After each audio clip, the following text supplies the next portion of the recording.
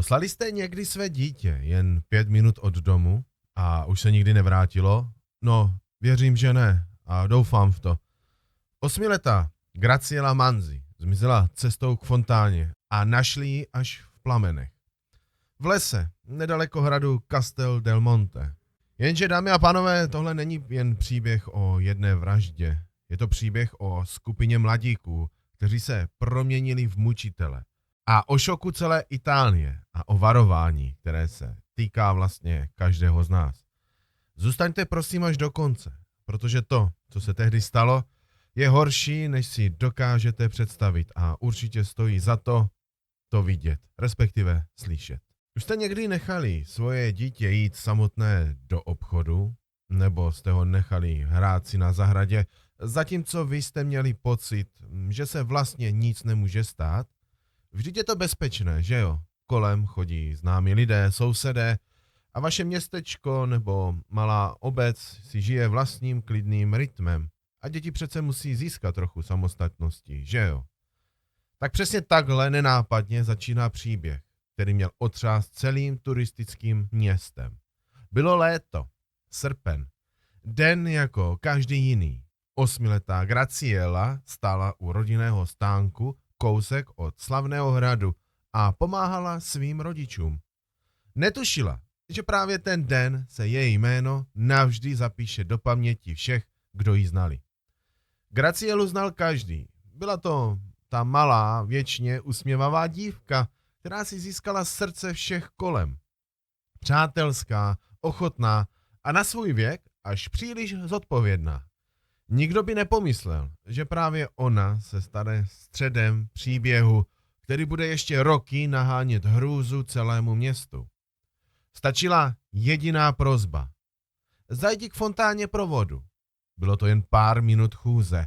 Drobný úkol, který se zdál naprosto nevinný. Jenže právě v té chvíli se spustil řetězec událostí, který nešlo už zastavit. A možná si teď říkáte taky. Vždyť nebezpečí přece číhá v temných koutech, v zapadlých uličkách, kde nikdo nechodí. Jenže tenhle příběh je důkaz, že to není tak úplně pravda. To nejhorší se totiž může stát tam, kde se cítíme nejvíc bezpečně. Tohle všechno se odehrálo v italském městě Andrea.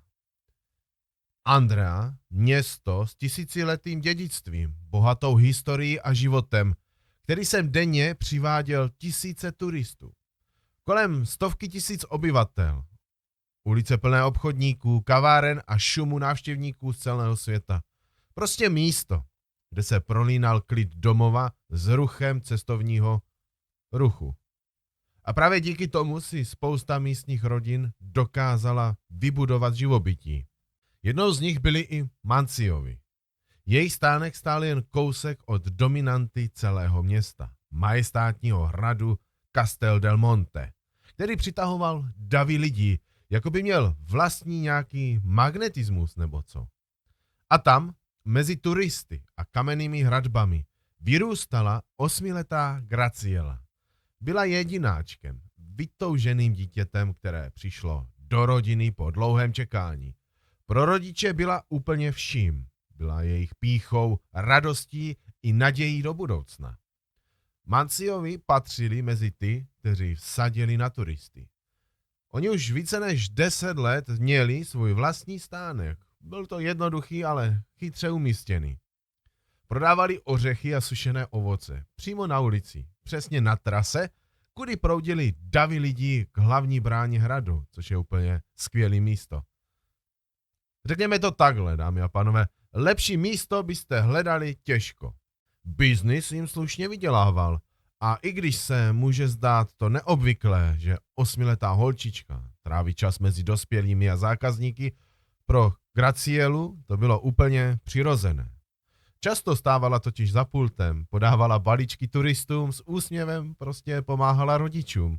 Už od dětství žila pro rodinný podnik a její příbuzní na ní byli právem hrdí. Manciovi pracovali přímo na jedné z hlavních tepen města. Turisté tam proudili bez ustání, někdy víc, než dokázali sami obsloužit. A tak byla Gracielina pomoc vítanější, než by se na první pohled zdálo. Holčička si přitom každou chvíli za pultem užívala. Měla radost, že může být součástí rodinného podniku. Byla přátelská, živá a usměvavá a mnozí zákazníci si ji prostě dobře pamatovali. Jenže pak přišel 19. srpen roku 2000. Byla sobota. Město bylo plné lidí. Ruch kolem hradu dosahoval vrcholu. Pro Manciovi to byl běžný víkend. Práce, která se opakovala znovu a znovu. A v takových dnech stával za pultem často i Gracielin dědeček, aby pomáhal zvládnout ten nekonečný proud zákazníků. Graciela byla dědečkovi po boku velmi ochotná. Společně zvládali drobné pochůzky, zatímco on stál pevně za pultem a nemohl si dovolit stánek opustit. Ten den, kolem 7. večer, už byl starší muž samozřejmě unavený. Jenže turistů neubývalo a hluk ulice neutichal. Proto poprosil vnučku, aby mu ještě jednou pomohla, aby zašla k fontáně a naplnila malou lahvičku vodou. Pro Gracielu to nebyl žádný problém. Souhlasila s úsměvem a vydala se známou cestou. Asi 5 minut chůze, nic víc. Jenže tentokrát se nevrátila včas. Minuty ubíhaly a dědeček začal být víc než nervózní. Stál tam, připoutaný k pultu a snažil se sebe uklidnit. Možná potkala někoho známého, možná se zapovídala.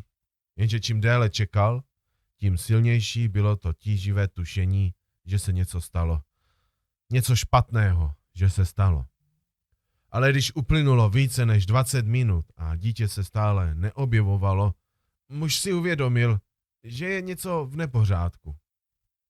Proto se rozhodl jít k fontáně sám a zjistit, co mohlo zodpovědnou Gracielu zdržet. Jeho překvapení pan Manci dívku nenašel, ani cestou, ani v blízkosti fontány. Muž prozkoumal všechny nejbližší ulice, dokonce jimi i prošel, ale dítě stále nenašel. To všechno se zdálo podezřelé. Dědeček se proto vrátil ke stánku v naději, že se tam Graciela už vrátila třeba jinou cestou. Jenže u fontány Graciela nebyla. Dědečkovi trvalo sotva půl hodiny, než ho začala přemáhat panika. Zavolal svého syna a Gracielinu matku a společně začali obvolávat přátelé i známé, jenže odpovědi byly vždy stejný. Nikdo ji neviděl. Během chvíle se kolem stánku Manciů zhromáždila celá rodina a několik Gracieliných kamarádů. Nebyla to ještě ani hodina od chvíle, kdy odešla. Dospělí i teenageři se rozdělili do menších skupin a začali pročesávat ulice. Hledali 8letou holčičku, která měla být jen pár minut od toho stánku. Rozruch kolem stánku nešlo vůbec přehlédnout. Kolem jdoucí se zastavovali. Dokonce i turisté začali vnímat, že se něco děje.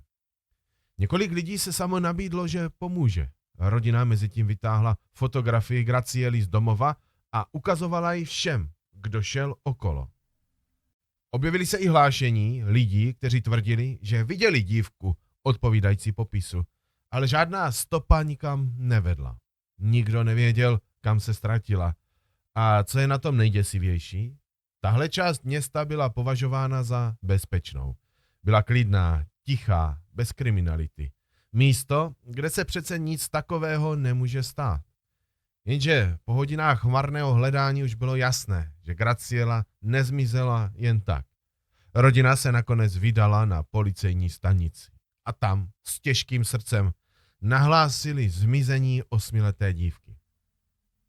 Policie se případu chopila okamžitě. Do pátrání se zapojili karabiniéři, kteří začali pročesávat ulice i širší okolí. A pak, pár hodin po zmizení, přišel první náznak. K jednomu z policistů, který právě procházel ulicemi s hlídkou, přistoupil svědek. Tvrdil, že zaslechl dětský křik. Znělo to prý z lesnaté oblasti, nedaleko hradu Castel del Monte. A policisté se tím směrem okamžitě vydali. A když dorazili k plantáži, všimli si něčeho zvláštního. Zhruba ze středu lesa stoupal kouř. první pohled to nemuselo mít se zmizením holčičky žádnou souvislost. Ale i tak se rozhodli jít blíž a zjistit, co se tam vlastně děje. Policisté věděli, že musí zjistit, co se tam děje.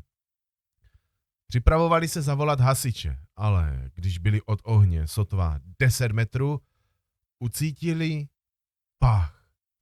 Ale tak specificky, že jim okamžitě došlo, že tohle není obyčejný požár. Ve vzduchu byl cítit zápach hořícího masa. Když se karabiniéři přiblížili, spatřili ohniště, na kterém ležely naházené suché listy a pod nimi něco, co vypadalo jako lidské tělo. To nejhorší se potvrdilo. Během pár vteřin velikost těla i oblečení přesně odpovídaly popisu pohřešované Graciely. Plameny ji pohltily celou. Když ji policisté našli, nebyla už živá. Okamžitě začali prohledávat okolní les. Našli jen několik útržků oblečení a zapalovač, kterým měl být požár založen. Ale nic, co by vedlo přímo ke zločinci. Zůstala jen hrůza a otázky.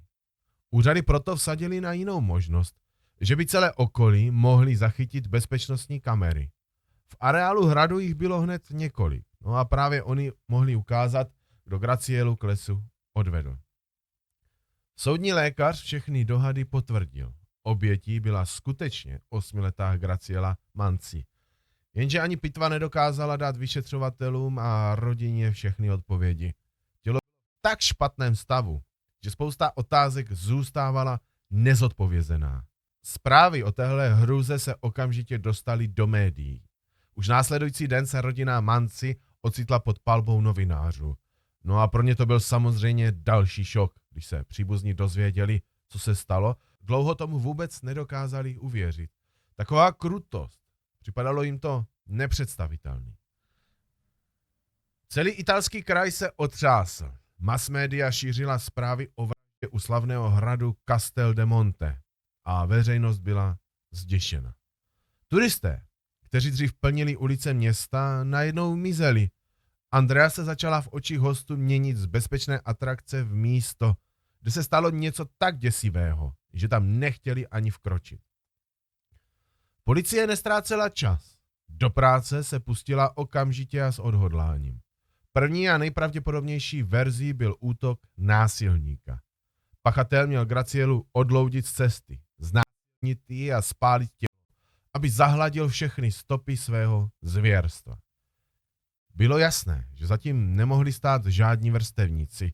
Musel to být někdo mnohem starší.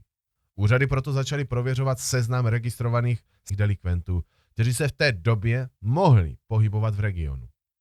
Tahle stopa ale postupně chladla. Vyšetřovatelé dokonce analyzovali i proud turistů. Uvažovali o možnosti, že šlo o někoho, kdo cestuje a vybírá si náhodné oběti. A možná se právě Graciela stala jednou z nich. Ale i tahle teorie začala postupně ztrácet váhu.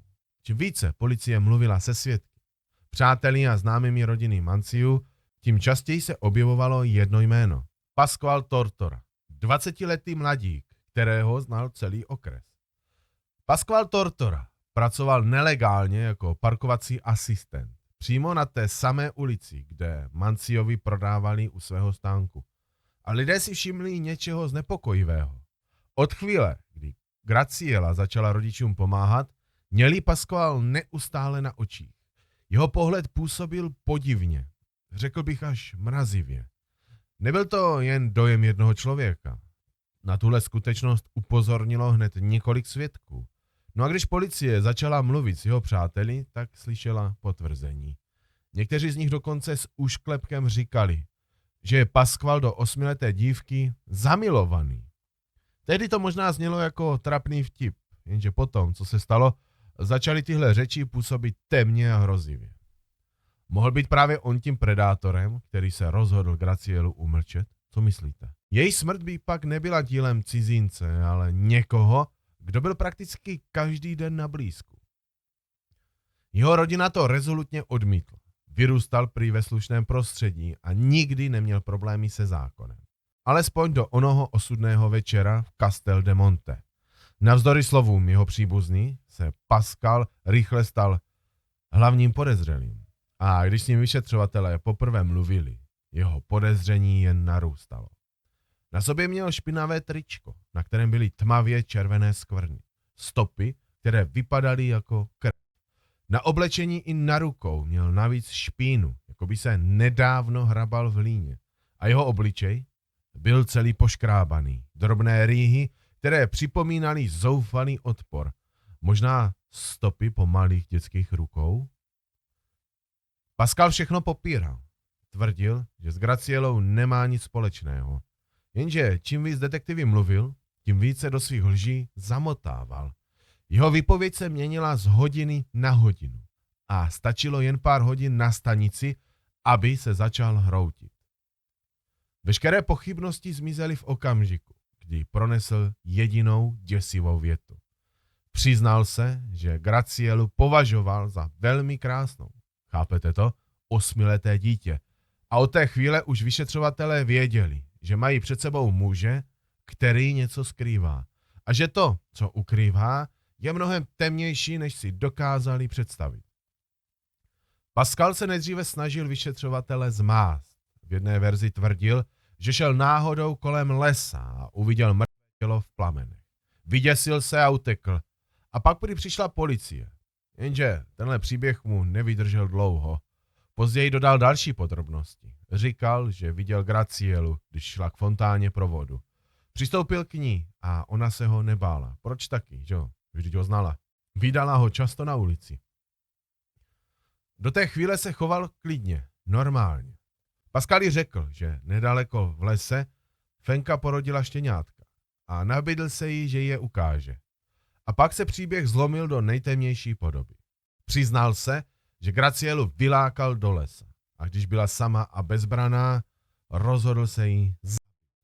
A aby zakryl, co udělal, zapálil její tělo. Tvrdil, že neměl v úmyslu dívku znásilnit.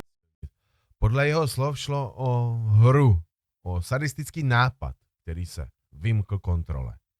Média se toho okamžitě chopila. Každý nový detail přetvářela v šokující titulky. Fakta se mísila s fámami a děsivými dohady, kterou celou tragédii jen dál zatemňovali. Všechno to přineslo jen další zmatek. Pořád zůstávalo nejasné, co bylo skutečným motivem vraha. Pascal se neustále zaplétal do protichůdných výpovědí. V jeho slovech byly mezery, lži i časové nesrovnalosti. Něco říkal, ale důkazy ukazovaly úplně jiným směrem. Podle časové osy, kterou nakonec sestavili karabiniéři, bylo jasné, že oheň v lese začal až kolem 10. hodiny večer.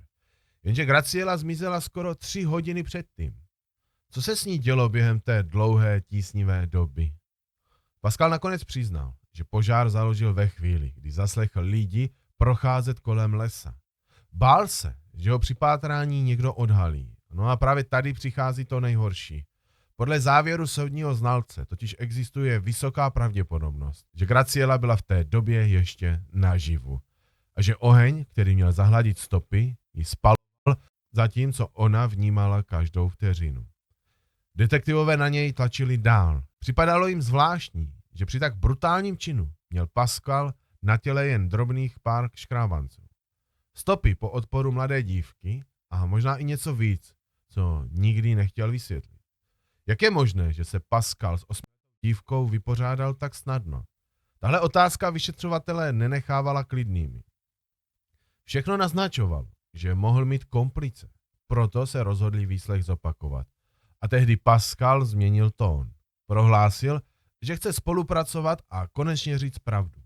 Tvrdil, že to, co se do té doby bál vyslovit, je mnohem horší. Podle jeho nové verze, tak Gracielu do lesa nelákal proto, že by ji chtěl znásilnit nebo sám mučit.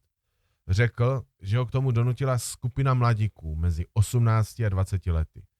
Tu chvíli tam prý na ně čekali Giuseppe Di Bari, Vincenzo Carateo, Domenico Margiotta a Michel Zegaria.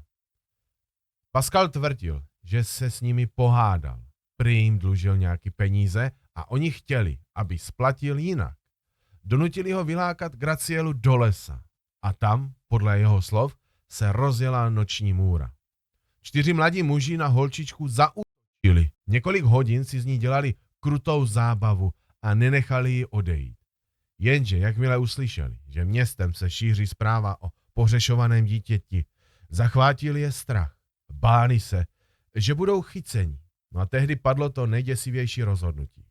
Rozhodli se, že jediný způsob, jak zahladit stopy, je Gracielu upálit. Jenže tihle mladíci neměli ani benzín, ani žádné jiné palivo. No a tak se uchýlili ještě k horší brutalitě.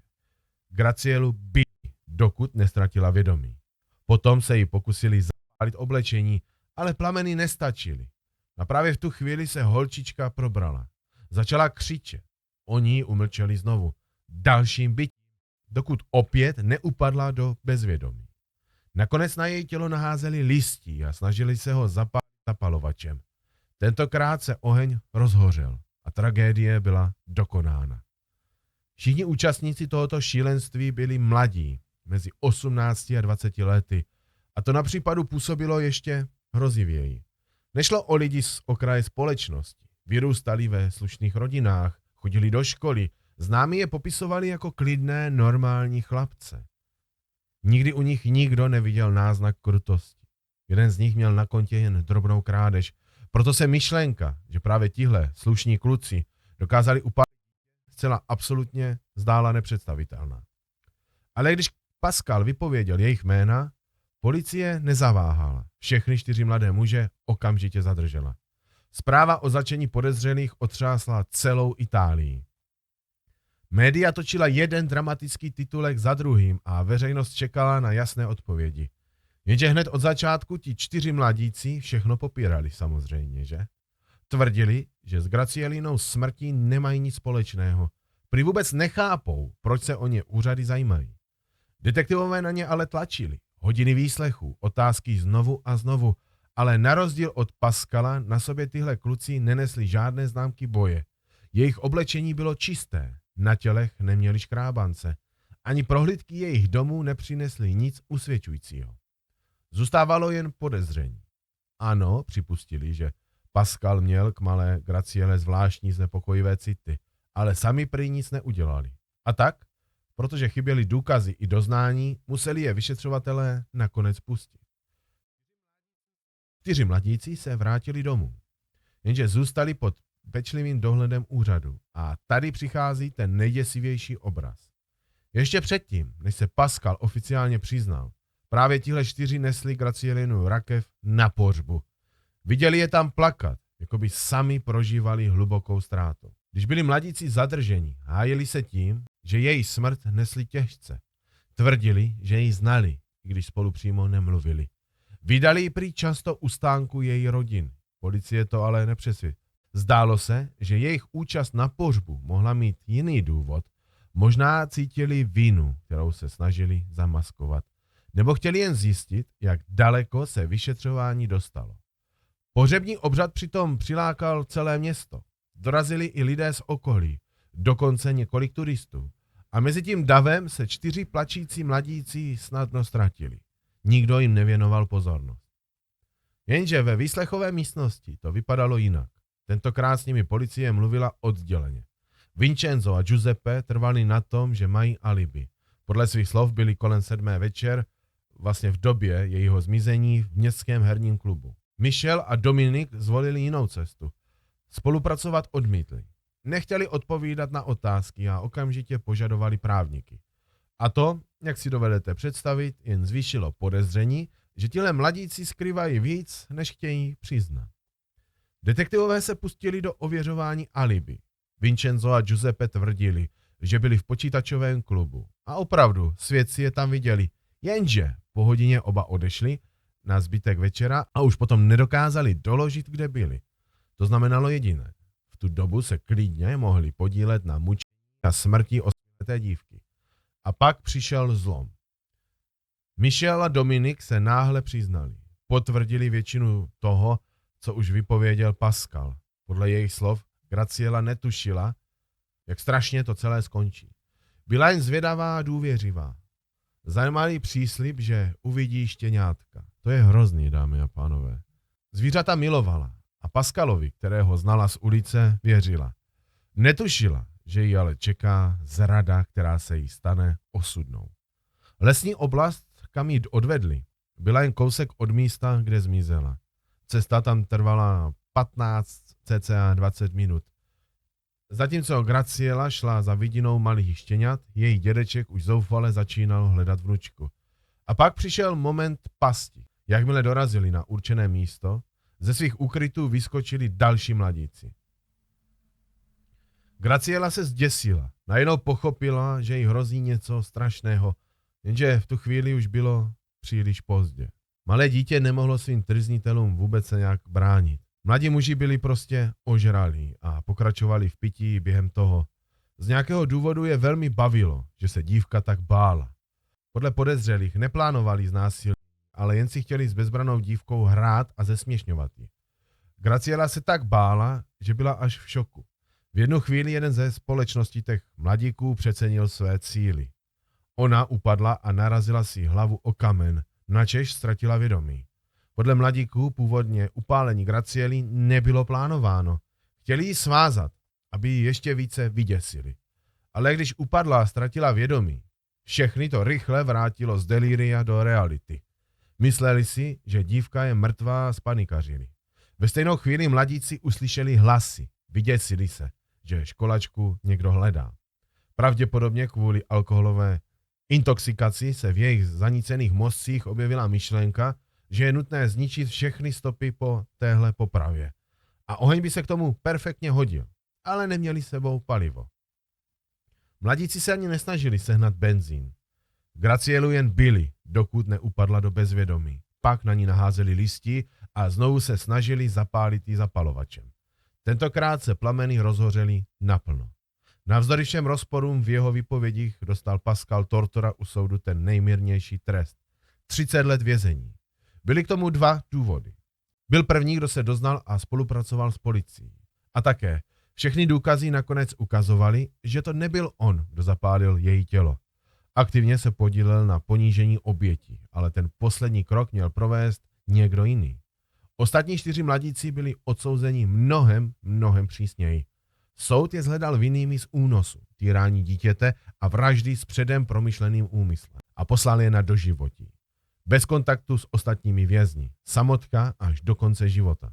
V soudní síni tehdy zaznělo ticho a v tom tichu její matka to nevydržela. Zhroutila se a omdlela. Ten okamžik ukázal, že žádný rozsudek na světě nedokáže vrátit zpátky to, co rodina ztratila. V soudní síni panovalo napětí. Otec od Graciely podpíral zhroucenou matku, zatímco rodiny obžalovaných přísahali na svou čest, že jejich synové jsou nevinní. Pro příbuzné oběti však bylo jasno. Zločinci dostali to, co si zasloužili. Jen Pascal, který Gracielu vylákal do lesa a odsoudili k smrti, podle nich vyvázl příliš lehce. Rozsudek nejvíc pobouřil Vincenza a Giuseppeho. Zuřivě trvali na své nevině. Dokonce našli lidi, kteří jim uvěřili a postavili se za ně. Jenže to jim nepomohlo. Odvolání selhalo a doživotí zůstalo. Roky ubíhaly. 8 let po tragédii přišla další zpráva. Vincenzo Carateo, tehdy 27letý, spáchal ve vězení sebevraždu. Provazem z mnišského roucha, které dokázal propašovat do cely. Pár dní předtím ho navštívila jeho matka. Stále věřila v jeho nevinu a stála za ním. Jenže Vincenzo už vůli k životu ztratil. A tak jeho matka to prý vycítila. Tragédie tím ale nekončila, dámy a pánové. 19. června 2013 podal právník Michela žádost o obnovení řízení. Tvrdil, že v původním procesu došlo k chybám. A tím se po letech znovu otevřela bolest. Oni si všichni mysleli, že už je za nimi. Soud nakonec žádosti o obnovu řízení nevyhověl. A pak přišlo gesto, které zůstalo navždy v paměti. Pascalova matka se veřejně obrátila na rodinu Manciů. Omluvila se za to, co její syn udělal a řekla, že musí nést trest v plném rozsahu. Jenže Gracielina matka tyto omluvy nepřijala. Její slova byla ostrá. Pascal by si měl projít stejným utrpením, jaké musela vytrpět jejich dcera. Podle rodičů právě on nesl největší vinu. Kdyby ji do lesa nevlákal, byla by stále naživu. Dodnes její jméno v Itálii rezonuje. Nedaleko hradu Castel de Monte stojí malý náhrobek s její fotografií a krátkým příběhem. Lidé tam přinášejí květiny, hračky, drobnosti. Turisté i místní se u hrobu zastavují. A pro rodinu se tohle místo stalo tichým svědkem jejich nekonečné bolesti. Uběhlo 24 let. Pascal Tortora byl propuštěn díky příkladnému chování. Mu byl trest zkrácen o 6 let. Na svobodu vyšel jako 44letý muž. Tvrdí, že chce začít nový život. Tvrdí také, že neuplyne jediný den, aby nemyslel na Gracielu a na utrpení, které způsobil. Jisté je jen jedno, s ostatními, kteří se na zločinu podíleli, už nikdy nepromluvil. Cesty se jim rozdělily hned po vraždě. A tak příběh Graciely Manzi končí na pomezí spravedlnosti a bezmoci. Malý hrob pod hradem je tichou připomínkou toho, co se stane, když selže lidskost. A co vy? Dokážete si představit, že byste se někdy dokázali smířit s omluvou od rodiny člověka, který vaší dceři vzal život? Pascal dnes říká, že kdyby se mohl vrátit zpět, nikdy by ten čin nespáchal. Tvrdí, že přežil jen díky své rodině, která mu pomáhala projít těžkými roky vězení. Děkuje těm, kteří mu dali šanci začít znovu. Jenže její matka to ale vidí jinak. Pro ní s jeho předčasným propuštěním zmizel i smysl pro spravedlnost. Věří, že takoví lidé se nikdy nemění, že jsou pro společnost nebezpeční a druhou šanci si nezaslouží. Mezitím se příběh ostatních 4 rozdělil. Vincenzo ještě před svou smrtí zanechal dopis, ve kterém opakoval svou nevinu a psal o nespravedlnosti, která mu zničila život. Giuseppe tráví celé dny čtením Bible, přijal svůj osud, ale i jeho rodina stále věří, že je nevinný. Stejně jako Dominik a Michelo dál trvají na tom, že skutečným viníkem byl Pascal. A mají jeden argument. Jen na jeho těle byly jasně stopy po boji. Jen na jeho oblečení se našly škrábance, krev a špína. Ostatní byli čistí. A přesto to byl právě Pascal, kdo odešel s nejmírnějším trestem a dnes už je na svobodě. Tragédie její smrti se dalo předejít a otázka, která zůstává, proč k ní vůbec muselo dojít. Když slyšíme, dámy a pánové, takové příběhy, máme tendenci si říkat, nám se tohle nemůže stát. Jenže právě tahle sebedůvěra nás dělá nejzranitelnějšími. Pojďme se proto na chvíli zastavit a podívat na několik klíčových bodů, které mohly Graciele zachránit život. První je pravidlo cizinců. Pascal nebyl pro Gracielu úplným neznámým. Vídala ho denně u stánku a v tom je ten problém. Zločinci často zneužívají právě takové letmé známosti, aby si získali důvěru. Dítě musí vědět, že i když je dospělý známý, nikdy nesmí odejít bez svolení rodičů. Druhé je pravidlo štěňat. Možná to zní banálně, ale funguje to. Pojď se podívat na koťátko, pojď mi pomoct najít psa. Tyhle triky jsou staré jako lidstvo samo a pořád fungují. Každé dítě by je mělo poznat. Třetí, systém přítel-nepřítel. Rodiče mohou se svými dětmi vytvořit jednoduché kódové slovo. Pokud někdo tvrdí, že ho poslali rodiče, ale to slovo nezná, dítě nikam nepůjde. Čtvrté pravidlo. Nikdy neopouštět přeplněné místo, ani se známými. Graciela zmizela právě odtud. A páté, důvěra v rodinu. Bo děti se nesmí bát říct doma, že si někdo dospělý dovoluje příliš, nebo se chová divně. Svědci si všimli, že se Pascal na Gracielu dívá podivně. Její rodiče to ale nevěděli, možná by tehdy mohli zakročit. Ale to nejhorší na tomhle příběhu je, víte co? Že nikdo nezvedl varovný prst, ani místní, ani Pascalinyho přátelé. Všichni si všimli jeho chování a všichni mlčeli. A tohle je to největší ponaučení. Mlčení stojí životy. Říkat si, že u nás se to neděje, je nebezpečná iluze. Bezpečnost našich dětí je důležitější než strach, že budeme vypadat přehnaně opatrní. Pokud na vás tenhle příběh zapůsobil a chcete slyšet další skutečné případy, které v sobě nesou důležitá varování, dejte prosím odběr kanálu, klikněte na zvonek, ať vám neunikne žádná další epizoda a napište do komentářů, jestli mluvíte se svými dětmi o takových nebezpečích. Jaká pravidla máte třeba doma vy? Možná právě vaše zkušenost jednou pomůže ochránit jiné dítě. Dávejte na sebe i své blízké pozor a my se uslyšíme v další epizodě.